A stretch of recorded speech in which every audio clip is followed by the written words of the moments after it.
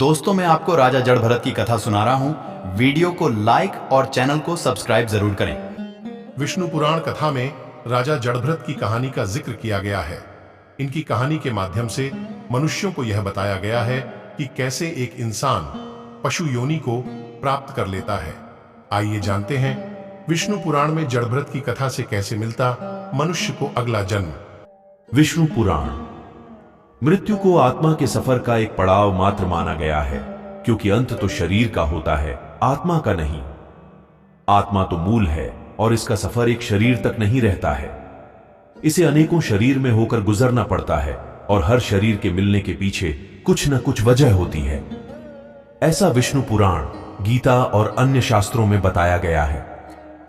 लेकिन आत्मा का लक्ष्य भटकना जड़भरत की कथा है कि वह एक महान संत राजा थे।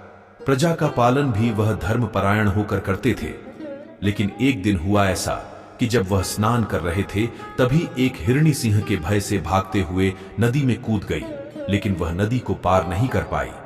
हिरणी गर्भवती थी और जल में ही उसे प्रसव हो गया। उसने एक हिरणी को जन्म दिया और वहीं मृत्यु को प्राप्त हो गई। राजा को हिरणी के बच्चों को देखकर उस पर दया आ गई और वह उसे लेकर अपने राजभवन में आ गए। राजा जड़भरत ने उस हिरणी को अपने बच्चे की तरह पालना शुरू किया। हिरणी भी राजा से बहुत स्नेह करने लगी थी और राजा के आगे पीछे खेलती रहती, जिसे देखकर राजा जड़भरत आनंदित होते रहते। राजा का मोह हिरणी के बच्चे से बढ़ता चला गया और धीरे धीरे वह बूढ़े होकर मृत्यु को प्राप्त हो गए। लेकिन मृत्यु के समय भी उस हिरणी से उनका मोह समाप्त नहीं हुआ।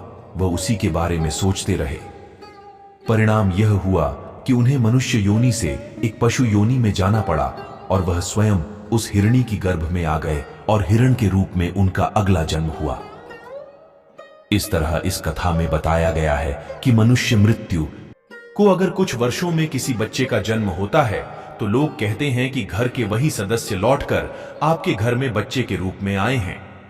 दरअसल यह उस व्यक्ति के अपने परिवार के प्रति मोह और कामना को दर्शाता है, क्योंकि मनुष्य अपनी कामनाओं और परिवार के मोह से जल्दी निकल नहीं पाता है।